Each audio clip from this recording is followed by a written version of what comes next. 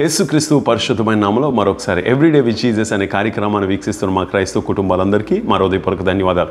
మరొక లేఖన భాగం ద్వారా మీ ముందుకు రావడానికి ప్రభు మాకు ఎంతగానో సహాయం చేశారు. మనందరం సజీవంగా ఉన్నామంటే అది కేవలం దేవుని యొక్క కృపే. ఒకసారి బైబిల్ గ్రంథం ఉన్నట్లయితే కీర్తనలు 13వ అధ్యాయము 3వ వచనం, యెహోవా నా దేవా నా మీద దృష్టి ఉంచి నాకు ఉత్తరమిమ్ము. ఇక్కడ ఈ మాట చదువుతున్నప్పుడు చాలా సంతోషం అనిపించింది. యెహోవా నా దేవా నా మీద దృష్టి ఉంచి నాకు ఉత్తరమిమ్ము. ఈరోజు దేవుడు మన మీద దృష్టి ఉంచితే మనం సమస్తం ఏమై ఉన్నామని తెలిసిపోద్ది ప్రియులారా. కానీ దావీదు ఈ లేఖన భాగాన్ని రాస్తున్నప్పుడు ఎంత ధైర్యం ఉండి ఉంటుందో, ఎంత ఆత్మీయత ఉండి ఉంటుందో, ఎంత దేవుడితో సంబంధం ఉండి ఉంటాయో.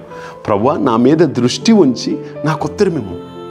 ఈరోజు ప్రభువా నా క్రియలను బట్టి నాకు ఉత్తరమిమ్ము అని అడగగలుగుతామా? మనం ఏం చెప్తాం తెలుసా? ప్రభా నా మీద కృప చూపెట్టు, లేదా నా మీద కనికరం చూపెట్టు అని చెప్తాం.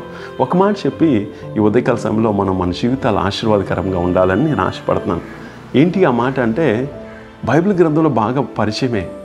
హిజ్కియా ఒకసారి తన యొక్క భయంకరమైన రోగం వచ్చిందని యెషయా ప్రవక్త చెప్పినప్పుడు ముఖము గోడ తట్టు త్రిప్పి ప్రార్థన చేసి నీ దృష్టికి నేను ఎంత యథార్థవంతుడినో నువ్వు తెలుసుకోనగానే ఆ ప్రవక్త ఇంకా గుమ్మము దాటకముందే దేవుడు మాట్లాడతాడు, 15 సంవత్సరాల ఆయుష్ని పెంచుతాడు.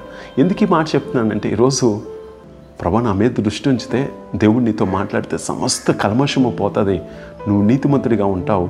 అప్పుడు దేవుడు నిన్ను దీవించడానికి ఇష్టపడతాడు. అక్కడ అదే అంటున్నాడు, ఏమంటున్నాడు? నాకు ఉత్తరమేమో. నీ ప్రతి ప్రార్థనకు జవాబిస్తాడు దేవుడు.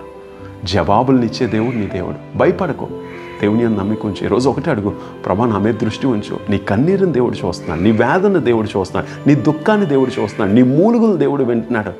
అన్న ప్రార్థన చేసినప్పుడు ఏలీకి అర్థం అవ్వలేదేమో, కానీ అన్న ప్రార్థన దేవుడికి అర్థమైంది. సంవత్సరం తిరిగేసరికల్లా దేవుడు జవాబిచ్చాడు. ఈరోజు నువ్వు ఎవరైనప్పటికీ ఒక్కసారి హృదయాన్ని తెరిచి దేవుడిని అడగగలిగితే నీ మీద ఆయన దృష్టి ఉంచుతాడు, నీకు సకాలంలో జవాబులను ఇస్తాడు. దేవుడు నిన్ను, నీ కుటుంబాన్ని, నీ కుటుంబ వ్యవస్థని దీవించుగాక. God bless you. దేవుడు మనందరికీ తోడై ఉండను గాక.